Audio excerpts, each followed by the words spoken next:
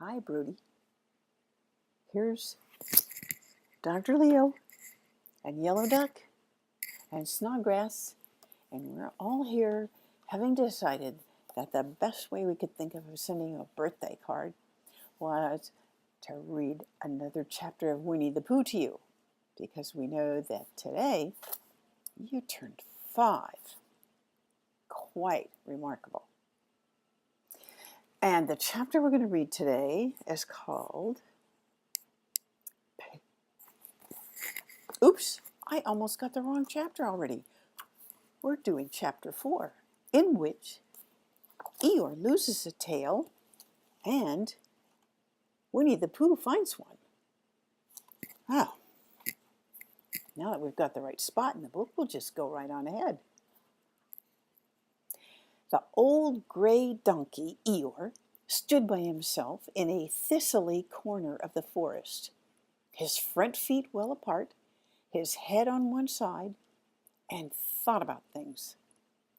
Sometimes he thought sadly to himself, why? And sometimes he thought, wherefore? Sometimes he thought, inasmuch as which? And sometimes he didn't quite know what he was thinking about.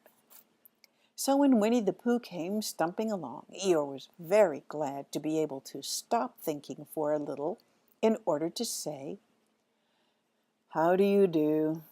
in a gloomy manner to him. "And how are you?" said Winnie the Pooh. Eeyore shook his head from side to side. "Not very how," he said. "I don't seem to have felt at all how for a long time." "Dear, dear," said Pooh. "I'm sorry about that. Let's have a look at you." And here, taking a look at Eeyore. So Eeyore stood there, gazing sadly at the ground, and Winnie the Pooh walked all round him once. "Why, what's happened to your tail?" he said in surprise. They like to see too, you know. "What has happened to it?" said Eeyore. "It isn't there." "Are you sure?" "Well, either a tail is there or it isn't there. You can't make a mistake about it. And yours isn't there. Then what is?" "Nothing." "Let's have a look," said Eeyore. And he turned slowly round to the place where his tail had been a little while ago. And then, finding that he couldn't catch it up, he turned round the other way until he came back to where he was at first. And then he put his head down and looked between his front legs. And at last he said with a long, sad sigh, "I believe you're right." And here he is, turning and looking one way, trying to look the other way, and he couldn't see behind him. So he puts his head between his front legs. There's no tail hanging down back there.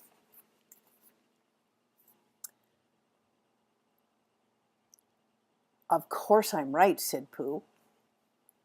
"That accounts for a good deal," said Eeyore gloomily.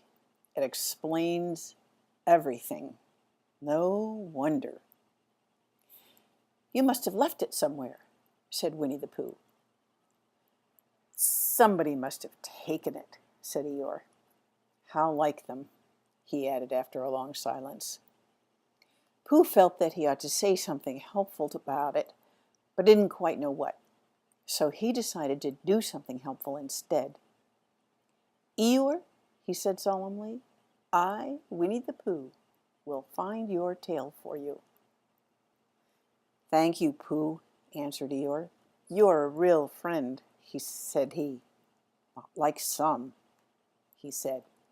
So Winnie the Pooh went off to find Eeyore's tail. It was a fine spring morning in the forest as he started out.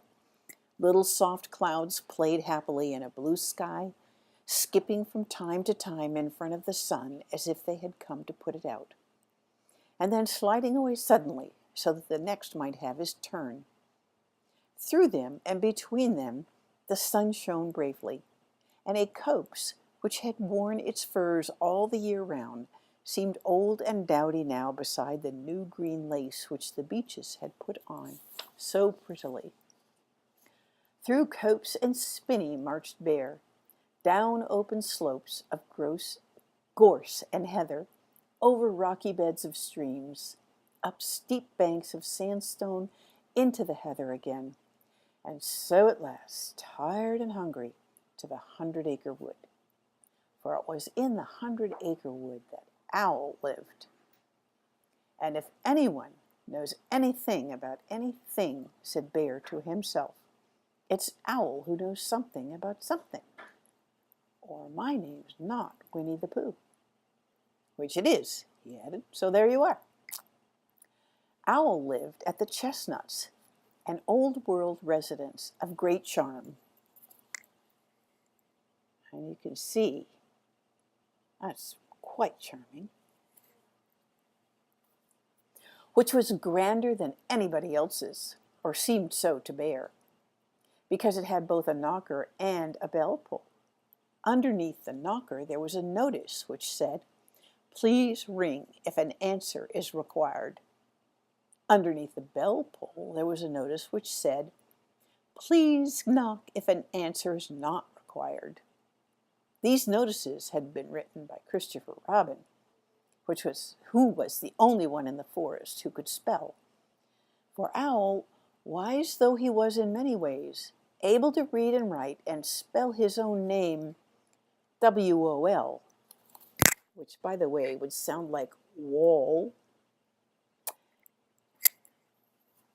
So Owl is spelled O-W-L. Anyway, Owl could read and write and spell. It somehow went all to pieces over delicate words like measles and buttered toast. And you have a book there too, so I know you're going to look really closely to find the knocker and, where is it? There. And the bell pull and the little notices underneath. Winnie the Pooh read the two notices very carefully, first from left to right, and afterwards, in case he had missed some of it, from right to left. Then, to make quite sure, he knocked and pulled the knocker, and he pulled and knocked the bell rope, and he called out in a very loud voice, "Owl, I require an answer. It's Bear speaking." And the door opened, and Owl looked out. "Hello, Pooh," he said. "How's things?" "Terrible and sad," said Pooh, "because Eeyore, who is a friend of mine, has lost his tail, and he's moping about it. So could you very kindly tell me how to find it for him?" "Well," said Owl, "the customary procedure in such cases is as follows."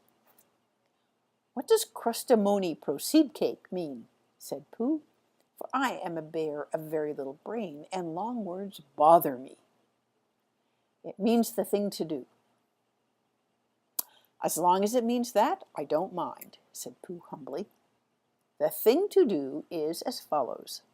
First, issue a reward." "Just a moment," said Pooh, holding up his paw. "What do we do to this? What you were saying, you sneezed just as you were going to tell me." "I didn't sneeze." "Yes, you did, Owl." "Excuse me, Pooh, I didn't. You can't sneeze without knowing it." "Well, you can't know it without something having been sneezed." "What I said was, first issue a reward." "You're doing it again," said Pooh sadly. "A reward," said Owl very loudly. "We write a notice to say that we will give a large something to anybody who finds Eeyore's tail." I see," said Pooh, nodding his head. "Talking about large somethings," he went on dreamily, "I generally have a small something about now. About this time in the morning," and he looked wistfully at the cupboard in the corner of Owl's parlor. "Just a mouthful of condensed milk or whatnot, with perhaps a lick of honey." "Well then," said Owl, "we write out this notice and we put it up all over the forest." "A lick of honey," murmured Bear to himself, or not, as the case may be. And he gave a deep sigh and tried very hard to listen to what Owl was saying. But Owl went on, using longer and longer words, until at last he came back to where he started, and he explained that the person to write out this notice was Christopher Robin. It was he who wrote the ones on my front door for me. Did you see them, Pooh? For some time now, Pooh had been saying yes and no in turn with his eyes shut to all that Owl was saying. And having said yes, yes last time, he said no, not at all now, without really knowing what Owl was talking about. And you can see that Owl can look a little bit pompous at times, and that Pooh looks really kind of droopy there and sleepy. Didn't you see them? Said Owl, a little surprised. Come and look at them now. So they went outside, and Pooh looked at the knocker and the notice below it. And he looked at the bell rope and the notice below it. And the more he looked at the bell rope, the more he felt that he had seen something like it somewhere else some time before. Handsome bell rope, isn't it? Said Owl. Pooh nodded. It reminds me of something, he said, but I can't think what. Where did you get it? I just came across it in the forest. It was hanging over a bush, and I thought at first somebody lived there, so I rang it, and nothing happened. And then I rang it again very loudly, and it came off in my hand.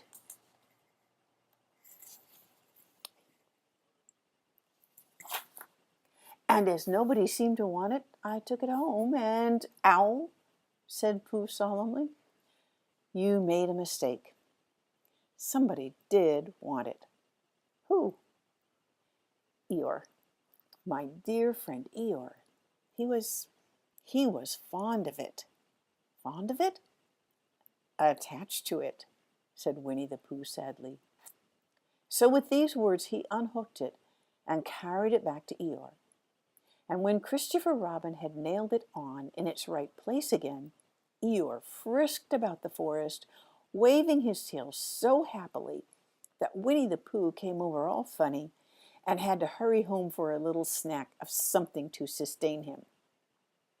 And wiping his mouth half an hour afterwards, he sang to himself proudly, Who found the tail? I, said Pooh, at 1:45. Only it was 11:45, really. I found the tail.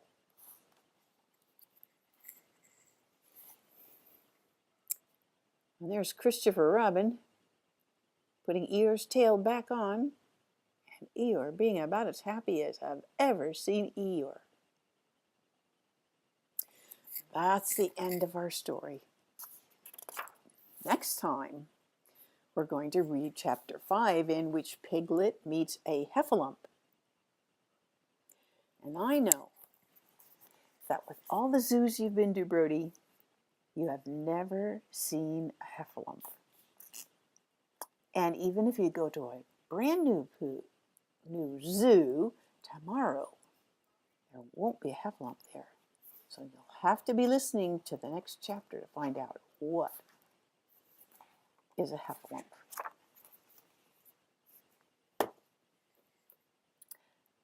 Happy birthday. I can't believe it's been a year since I've seen you, and I'm so happy for all the pictures your mom and dad send me so I can see what a wonderful job you're doing in growing now to 5. And what a beautiful racetrack you built. Your dad said all by yourself for your friends to play on in your birthday party. Yeah, and I love you. Good night.